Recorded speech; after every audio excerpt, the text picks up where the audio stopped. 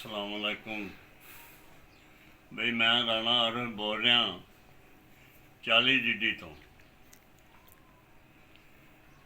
एक रीडर जेड़ा इमरान खान रीडर जिसने आख्या आपसे लॉटरी नाट अज तक मैं नहीं वेख्या कोई बंदा भी इस तरह का अमरीका नूं जवाब देंदा और असी इस जवाब दे सारे मुसलमान अल्लाह की मेहरबानी नाल मशकूर हाँ और इहदे शुक्रगुजार हाँ। अल्लाह ताला खैर करे तो इंशाअल्लाह ताला हर लिहाज नाल इसका साथ देंगे और वक्त आमन दे नाल इस दे नाल चलते रहेंगे।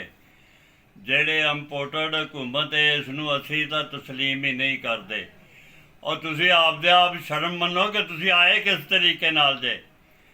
और मेरी समझ के मुताबिक तो जज साहब जोड़ा है उनके भी तुसी मूँह के उत्ते कलक लाती और वो कलक उहदे लैण वाली नहीं जिहड़ी तुसी जज साहब के मूँह के उत्ते लाई है। मेहरबानी करके तुसी आपदे आप ही इकतदार छड्ड के इहदे तो पासे हट जाओ।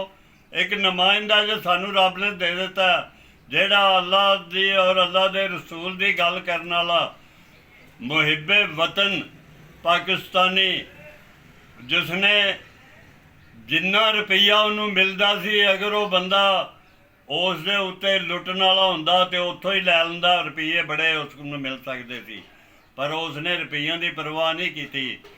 उसने मुल्क की परवाह की और मुल्क का मुहिब्बे वतन है। असी उस दे सारे इंशाअल्लाह ताला नाल हाँ।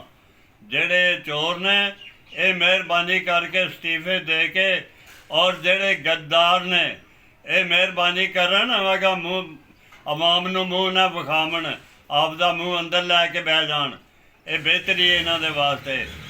अल्लाह हाफिज़।